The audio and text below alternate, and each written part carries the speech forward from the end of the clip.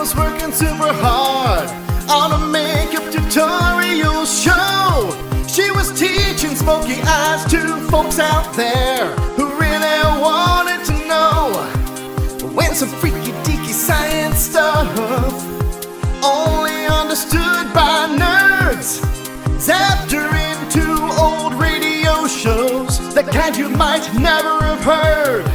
Now she should probably be trying to get out, but Madison, she's having fun, living an old-time radio life. Our explanation is done. Madison is on the air. Time now for Rocky Jordan.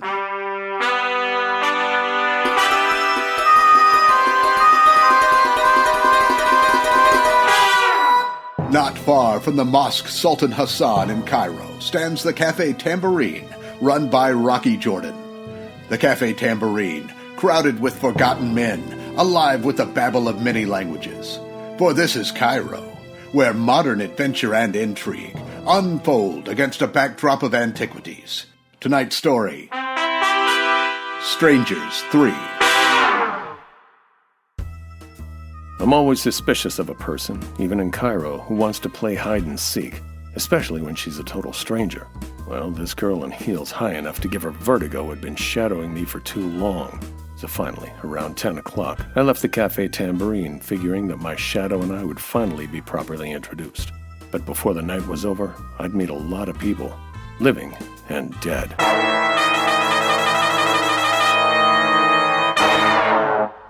I made a dry run down the Boulevard Almagar, and sure enough, the stranger was still following me.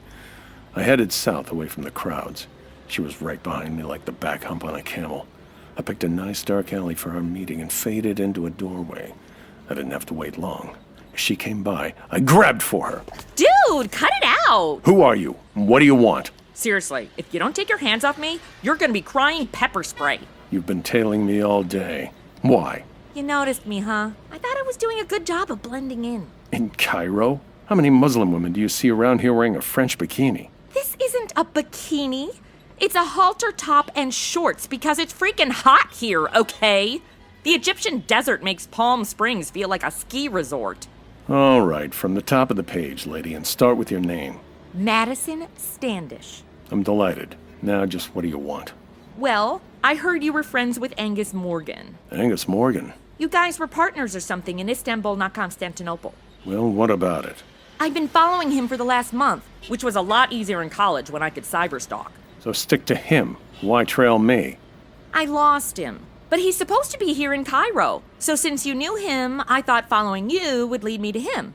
You really shouldn't eat at that restaurant on the corner, by the way. Their kitchen is totes scudsy. I could barely see through the kitchen window when I was stalking you. You want to stay with that story or try another one? Nah, I'm good with this one. You sure? Because Angus Morgan's been dead for 3 months. Not dead. All right, let's say I buy your story for the moment. Why is Angus's address worth it to you? Okay, fine. Here's the thing. We were kind of seeing each other. I mean, I never thought I'd be interested in any guys from these old-timey radio shows. But have you heard his Scottish accent? He sounds like James McAvoy. Ah, jilted lover trying to get your pound of flesh. Ew, what? No. He took off and stole my iPhone. And seeing as how there aren't any Apple stores in the 1940s, I gotta get it back. I suppose you're willing to pay for the information? If you take plastic. All right then, come on. I should have known Angus was gonna be trouble when I caught him going through my purse. But once I had a boyfriend who did that, and it turned out he just wanted to try my lipstick. He and his husband are very happy now.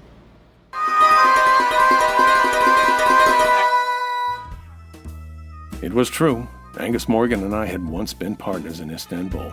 Only Madison had made one mistake. Angus and I were not friends. You weren't? I'm doing my monologue. You're not supposed to be hearing this. I'm standing right next to you. I'm trying to transition the action between scenes. Go ahead. So you weren't friends with Angus? No. Angus had double-crossed me and ran out owing me $15,000. Did you fall for the cute way he rolls his R's? No, I was taken in by his thick red hair. Oh, I know, right? Like Jamie in Outlander. If Angus was alive, only one thing interested me. My 15 grand. I made Angus call me Sasnik. And if Angus was in Cairo, he was here for one reason. A reason named Sabina. Sabina? Who the hell is Sabina? Well, she wasn't too much to look at now, but at one time she was the toast of Istanbul. Well, whoop-de-doo for her. Was she head cheerleader all 4 years in high school, even beating out the senior girls her freshman year? I wouldn't know. These days she ran a Turkish bath on Al Mozaffar. It was late, but her office door was open and the sign said come in. So we did.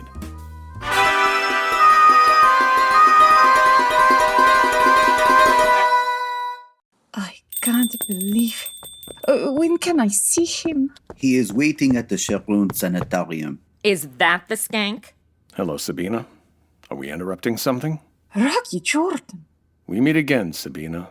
Like old times. Like really old times, by the look of her face. Who is this Rocky? Does she wish to lose weight? Did you just call me fat? Oh, hang on, Madison. I swear I will mess you up, bitch! That's her business. That's what they do at a Turkish bath. Rocky, Madison, knock it off or I'm putting you on a one-way camel to the desert. No girl talks to me like that without requiring reconstructive surgery. All right, she's been warned. Can you let me handle this now? Call me fat. Sabina, I'd like a word in private with you, as soon as you're done with this gentleman here. I am in no hurry, Sabina. Suppose you go ahead and see what Mr. Jordan and this lady wants. I will wait for you. Why, that's very kind of you, Mr. Turdo. Yeah, thanks. Will only be a minute. Yes, Rocky. Maybe you should take advantage of your own services, Sabina, because you've got some junk in the trunk. Rocky, who is this person? Madison Standish, the competition. Sabina, who's that overgrown Frenchman? Oh, Mr.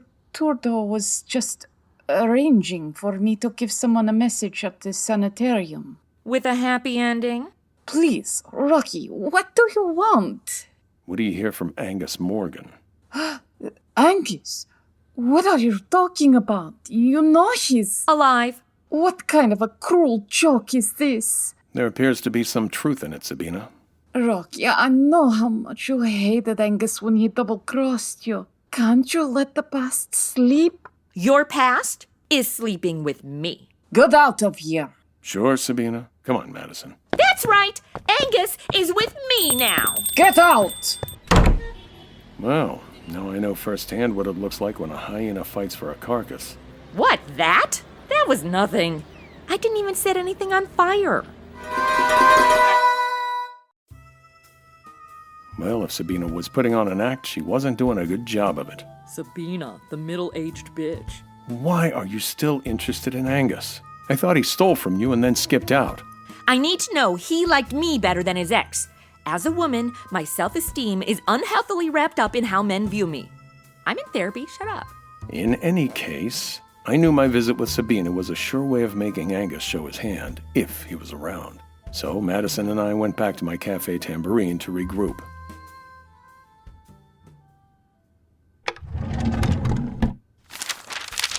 Yep, here it is.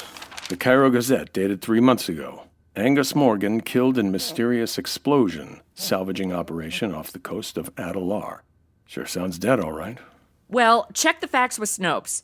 I was just with the guy like a month ago, and he was definitely alive and kicking. You're about as modest as a pharaoh's palace. Excuse me. Hello? Hello, is this Mr. Jordan? Yeah? Who is it? Quiet.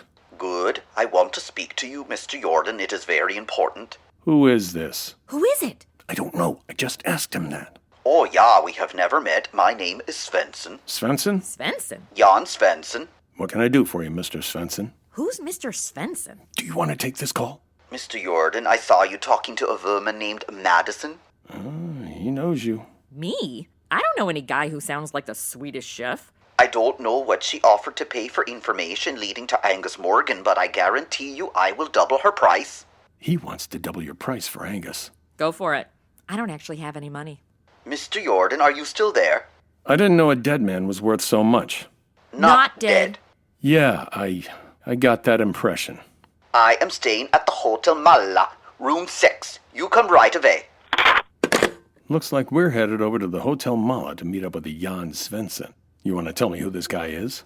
I don't know. Probably somebody Angus knew in Istanbul, not Constantinople. The city is just called Istanbul. Why do you keep adding not Constantinople? The name was changed to Istanbul years ago. Oh, is that what they meant? I never really paid attention to the whole song, but the chorus is super catchy. Now it looked like Madison wasn't the only one who'd been following me. Add one Jan Svensson. I figured it was worth the trip to see him. If my 15 grand was around, I wanted to be sure of it. How is going to see a Swedish dude gonna help us find Angus? What was that you said about not having any money? So how far to the hotel? Madison and I arrived at the Hotel Mala in about 5 minutes. Room 6 was on the first floor. There was a light on inside the room and I knocked. Nothing. No answer. Door's locked. I can see that. I called the... It's locked already. Will you cut that out? I called the hotel manager and we all went in. Oh, what has happened? That bed does not belong in the center of the room. And the dresser, it's upside down. Yeah, looks like somebody went through here with a bulldozer. Svensson in a punk band or something? But Mr. Svensson's clothes are still here. I see the dude was a fan of plaid. Oh, what are these? Heavy rubber gloves, like a deep-sea diver's maybe. Nice and new. Oh, this is terrible. We must call the police. Yeah, you do that. Deep-sea diver gloves. These ring a bell with you, Madison? No, I hate boats. Ever since the disaster of my senior year cruise. What happened? Did it sink? Worse. My date, Tommy Berger, hooked up with my best friend Jill in the stateroom I paid for. I spent the whole cruise scarfing down shrimp cocktails and then puking them back up when we hit rough waters. You do have bad luck with men. I like to think of myself as having an open heart. Among other things. You can try and slut-shame me, but it's my body, my choice. Sometimes it's a bad choice, but it's still my choice.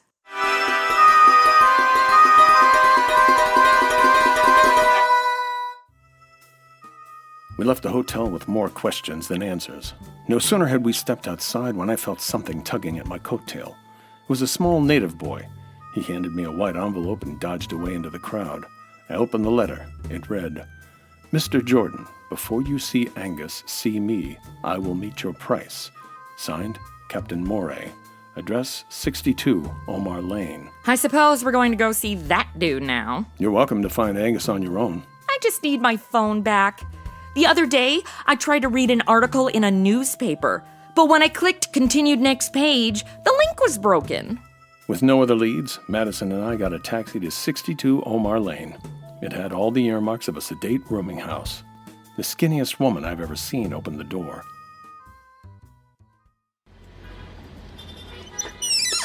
I'm Mrs. Phipps. May I help you? Yes, I'm Rocky Jordan. Shh. You'll have to keep your voice down. My guests have been asleep for hours. Not exactly a party house. Sorry, Captain Moray's expecting me. Captain Moray? You don't say so. We have to see him. Shh, please. You're like the house mother from my sorority. I did not move out of my parents' place to be told to be quiet after 9 p.m. Look, Mrs. Phipps, I've got to see him tonight. I am so angry I could scream. It couldn't have been 10 minutes ago. He skipped out of here, bag and baggage out of the window, if you please. And not paying me 1 cent for his board and room. Douche nozzle. Precisely. Did he take his clothes with him? Yes. Everything except these awful rubber boots. Here, you can have them. Sea boots! Shh! Keep your voice down. What, is it finals week? You better give those boots to the police. Oh, the police will be here. I've already called them. Now what are we gonna do? Shh! I swear, woman, shush me again, and you're gonna find your underwear frozen in a block of ice in the basement freezer. Good night to you both. She just slammed the door. Did you hear that? She's all, be quiet, and then slams the door. I'd like to slam the door on this whole affair. Come on, there's a phone booth. I gotta check in with my bartender, Chris, at the Tambourine. So why would 2 guys say they want to meet with you and then not be there when you got there? Your guess is as good as mine. Our best bet now is hoping our visit with Sabina pays off. And then it did. The shots were wild and there were holes in the wall all around us. He's actually shooting at us! Get down! I dropped to the ground, pulling Madison down with me. Ow! We rolled up into a dark corner. The guy with the gun must have thought he got us because he took off down a side street. He was big, but he ran like a scared gazelle. I was up and after him, but when I got to the corner, he was out of sight. I let him go. The last time I was shot at like that was by a bunch of hunters. They really need to put up better signs for the shooting range at the Bass Pro Shop. Well, that gives us our answer. The seed I had planted with Sabina has finally blossomed. Into gunfire? Back in Sabina's office, the fellow named Tourdeau mentioned the Chiron Sanitarium, and Sabina hadn't covered it too well. So? What does that have to do with us being shot at? Tourdeau was the guy shooting at us. The French dude? Wow, they really don't like Americans. Would it help if I told him I watched Amelie like 5 times?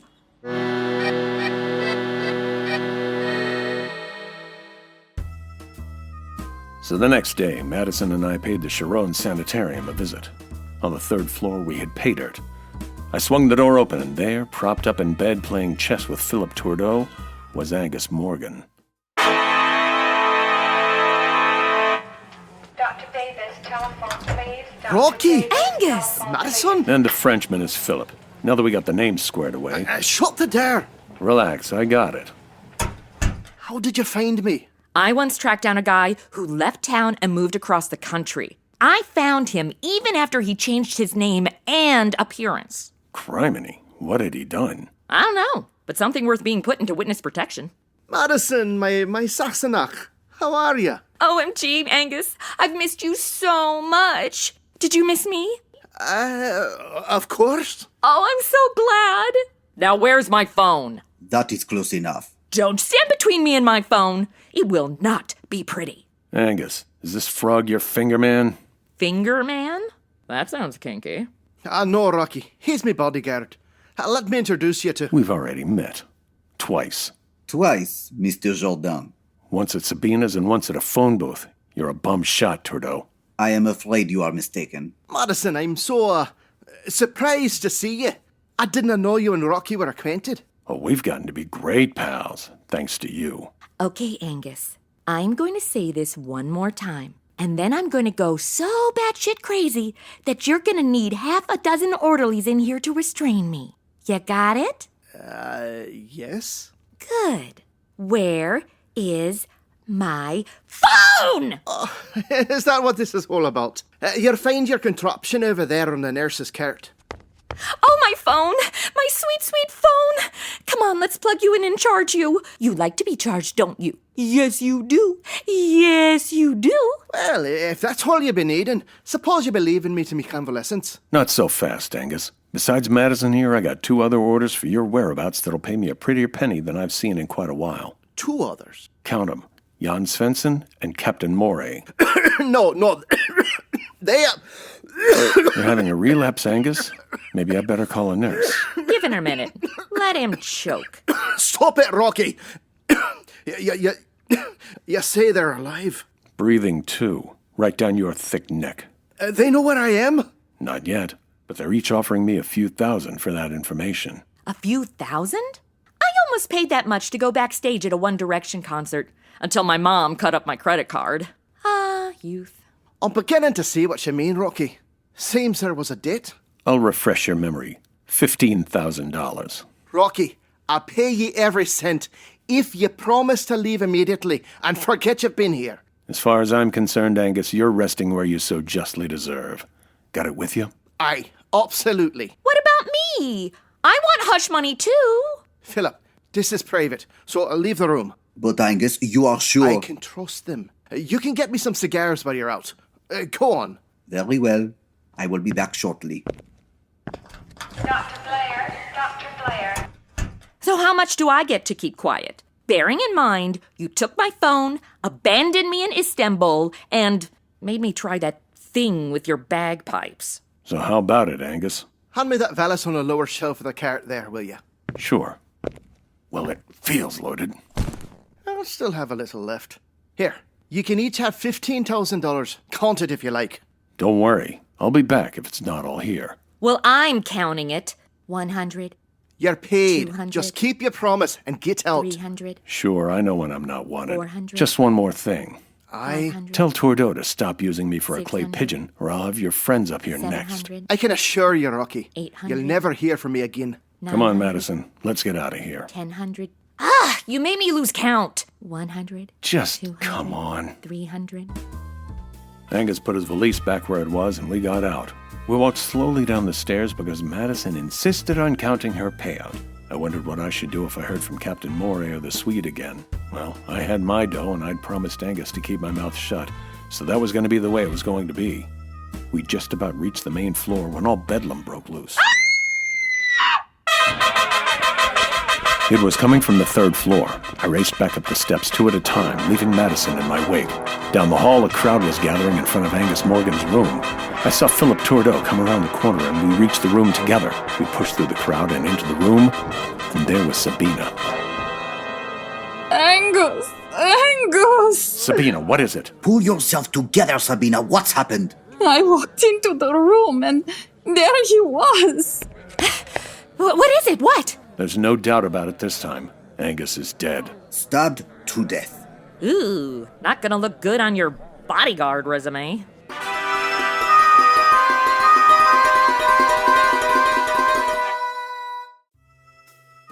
From there on, things moved fast. Sam Sabaya, the captain of the Cairo police, took over. A very thorough man, he rounded up everyone connected to the case. Down at headquarters, I was kept cooling my heels while Sam talked to Sabina and Tourdeau. I'd lost track of Madison in the commotion, but having fulfilled my end of our agreement, I figured it was all right if we parted ways. Finally, Sam called me in. Well, Jordan, I'm afraid you have a great deal to explain. By this time, Sam, I'd thought you'd have the murder solved. Jordan, this time, let's get to the point. What is it? I'm in the middle of an interrogation. Rocky? You better answer that, Sam. Miss Standish? There you are, Rocky. Miss Standish, as I have just stated, I am conducting an interrogation. I will get to you as soon as we are done here. I've been in that waiting room for hours with odors that would make a Detroit bus depot gag. Please do not sit. You are not supposed to be in here. Trust me, Sam. Trying to get rid of her is like trying to find a camel that doesn't spit. We gotta talk now. Because when Rocky and I left Angus's room, and he was alive when we left, by the way, I forgot my phone charging in there, and your cops bagged it up as evidence. I need my phone back. We can discuss this when I am through with Mr. Jordan. I bet Sabina told you Rocky was majorly PO'd at Angus Morgan. That is correct. And the French dude said that Rocky had threatened Angus? Indeed. But Rocky and I were down in the lobby when Angus was killed. So we have nothing to do with this, and I want my phone back. All right. If you have all the answers, suppose you tell me what happened to Angus Morgan's valise containing $300,000. $300,000? It is missing. I believe 15,000 of it is in your pocket, Jordan. And if I peruse your purse, I will find the same sum with you, Miss Standish? Tourdeau did talk, didn't he? I hate that French dude. Perhaps you will both hand over the money to me. Oh, come on, Sam. That's my dough. And what about my phone? Right now, they are Exhibit A and Exhibit B. Now, where is the rest of the money, Jordan? How should I know? Now, wait, Sam. You don't think that... Madison, tell him. Actually, when we heard the screams, you got back to the room before I did. You had plenty of time to stash the money somewhere. Thanks a lot. Would you like to tell me everything now, Jordan? I was sure as anybody else that Angus Morgan was dead. Not dead. Yes, we all know that now. Madison here said he was alive and in Cairo, and then I heard from 2 other people on the subject. What people? Jan Svensson and Captain Moray. But they both skipped out. You better look them up, Sam. Getting back to Angus Morgan, how did you find him? Philip Tourdeau let his whereabouts out of the bag when we went to see Sabina. Oh, by the way, an hour later somebody tried to kill us. I think it was Tourdeau. But about that 15 grand, Angus owed it to me. Yeah, and Angus stole my phone and the battery drained, so I was trying to recharge it in his room, and then I got distracted and... I will do my best to find these men that you speak of, Jordan, but the facts remain incriminating. We will hold an inquest tomorrow. I will notify you of the time. Okay, Sam. We'll play it your way.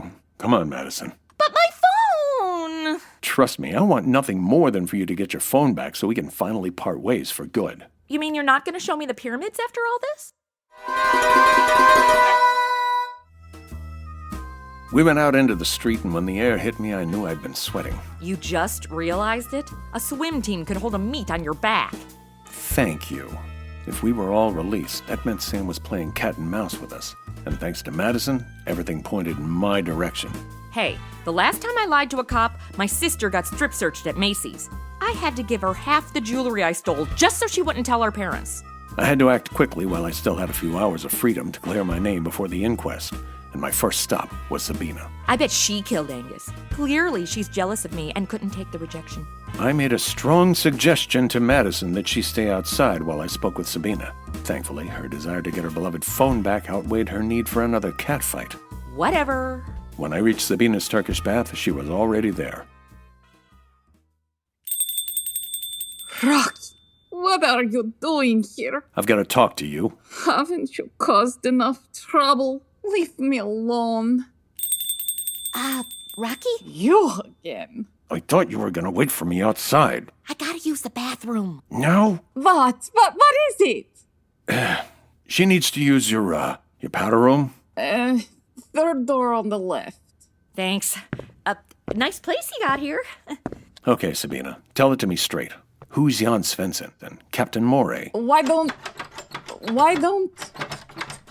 I said the third door on the left. Got it. Thanks. Why don't you ask Philip Turdo? He's staying in an apartment over the open-air market on El Faran Street. Thanks. I got a good hunch who killed your boyfriend, Sabina. Who did it, Rocky? That's what I gotta find out, Sabina. Or I may be next. Do you mind if I use it too? Go ahead. Third door on the left.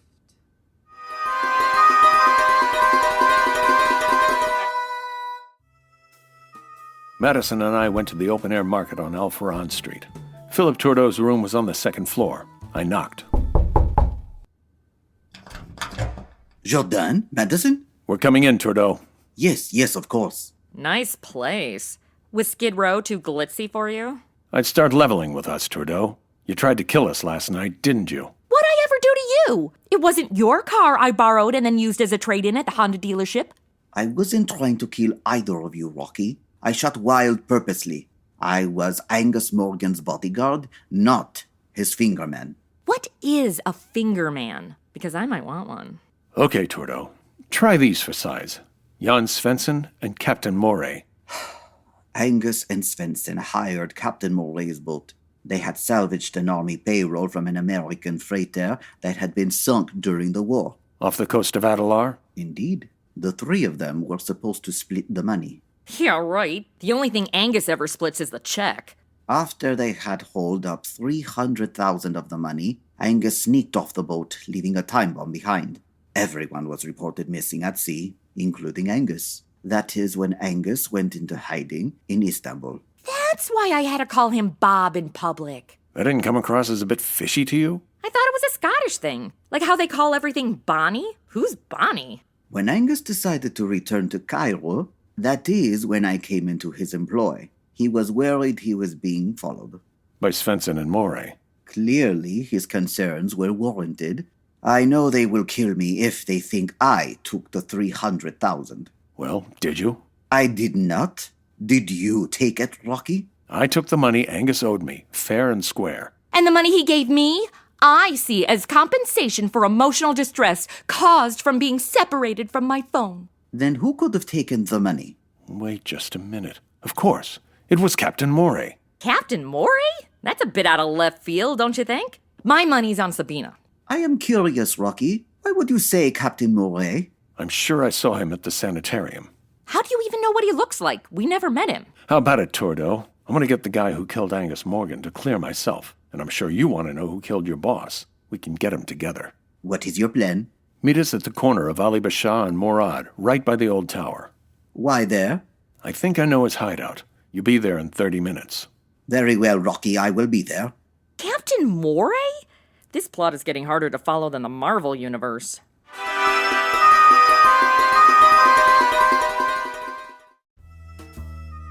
Madison and I left Turdo. I waited until we turned the corner, and then I got to a payphone and called Sam Sabaya. Captain Moray, though?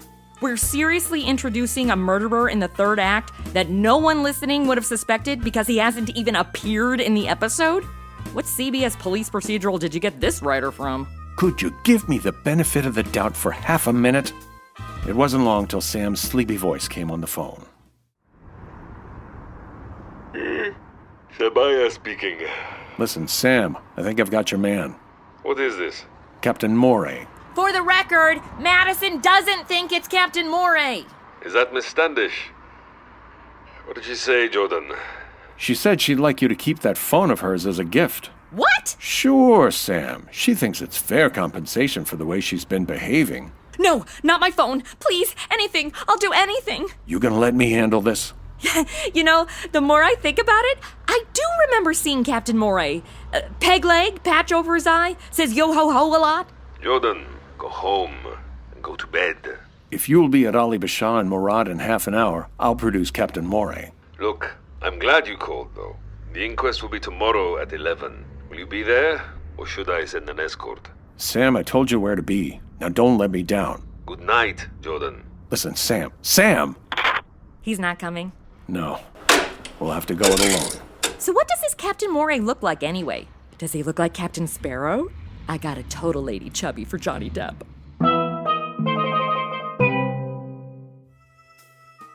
Madison and I walked the whole way to our rendezvous spot through the twisting, narrow streets that led to the old tower, a familiar dismal landmark in the lower quarter of Cairo. No one was there. It was dark and quiet. I leaned against the wall and waited. Did you see that? I think I saw someone. The shadows play tricks sometimes. Okay, but you heard that, right? Yes. Before I could finish, that rustling sound resolved into a figure. Madison called out. Dude, Rocky, look out! I felt it coming, but I was too late. Pain stabbed my right shoulder.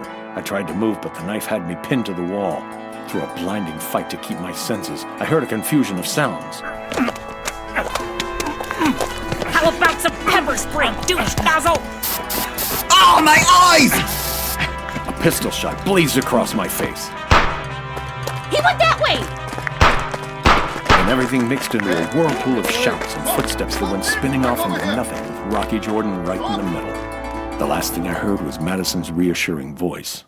Ew, that is so nasty. I'm not touching that. I don't care if he dies. I don't even know him that well. When I opened my eyes, the darkness of night under the old tower had changed to all white. White walls, white sheets, white bedshirt.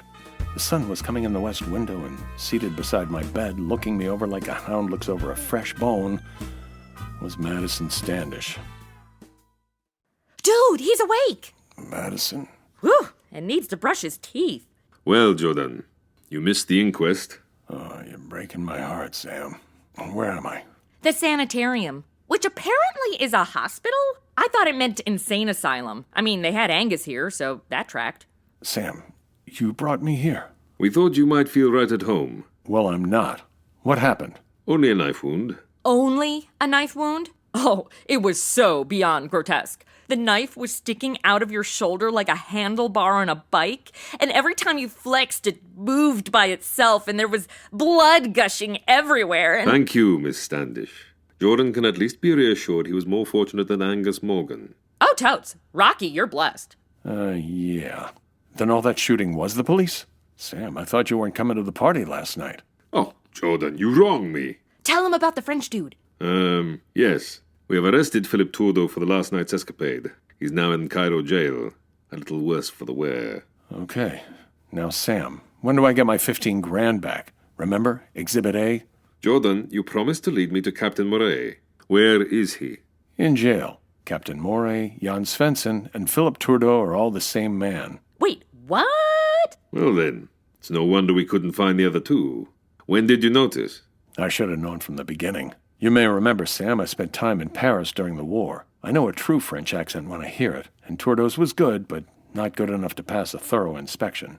Oh, so then he did the Swedish accent when he called you a Svensson, right? He's good. He should start an improv troupe in prison. I figured he invented the other two as possible fall guys, and to distract from the murderer being closer to home. Angus's very own bodyguard. No doubt Svensson and Moray were actually killed on the salvage boat. That's right, Sam. So when I told Trudeau I'd produce Captain Moray, he knew I was lying. That's when Trudeau decided it was time to get rid of me. But why would Angus come to Cairo in the first place? Angus wanted to rekindle his flame with Sabina, live out a happily ever after with the ill-gotten cash. So in Istanbul, he was just using me? Yeah, you got taken in by Angus like so many of us before. Well, better than finding out the dude is married. I mean, you expect it from a gym teacher, but not a guy in your senior class. So Angus comes to Cairo and hires Trudeau, having no idea Trudeau was poised to kill him and steal his dough. Trudeau just needed the right moment to cover his tracks, and Madison and my visit to see Angus at the sanitarium was it. There's only one thing I don't understand. What don't you understand? Well, if Trudeau killed Angus Morgan and took his money, why didn't he get out of Cairo?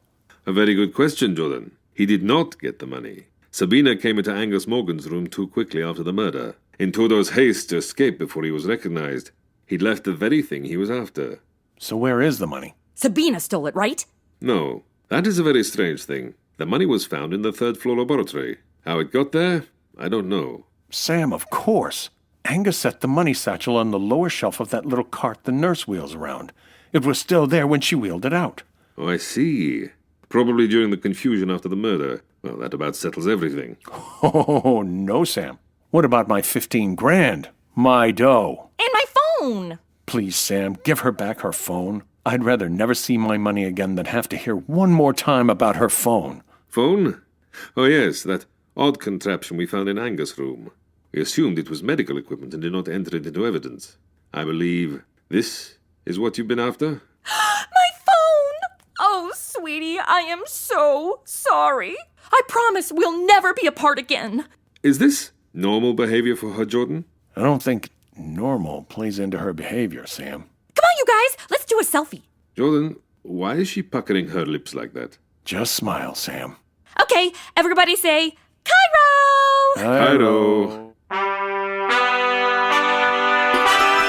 Rocky Jordan was created to give the feel and flair of the exotic East, as captured in the popular 1942 film Casablanca. Rocky was often compared to Bogart's Rick, but Rocky's Cafe Tambourine was far more seedy than Rick's Cafe. Rocky first appeared in 1945 in a show called A Man Named Jordan, set in Istanbul, not Constantinople, which was remade in 1948 as Rocky Jordan and set in Cairo. The writers brought authenticity to the show using real street names and historic locations by utilizing the Pocket Guide to Egypt, published for the U.S. Army during World War II. I just used Google Maps.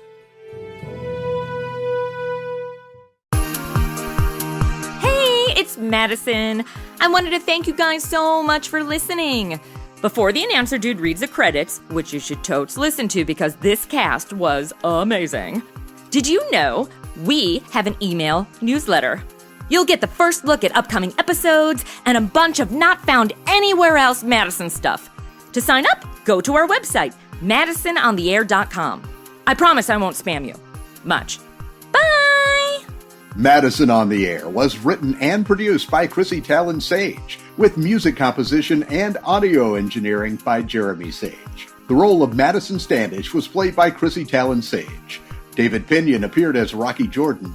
Other actors in the cast were Kareem Confley as Sam Sabaya, Albert Garnica as Trudeau and Svensson, Lara Christine Elliott as Sabina, Jeremy Sage as Angus Morgan, and Jackie Waldman as Mrs. Phipps. I've been your announcer, Brian Peacock, also appearing in the role of the hotel manager.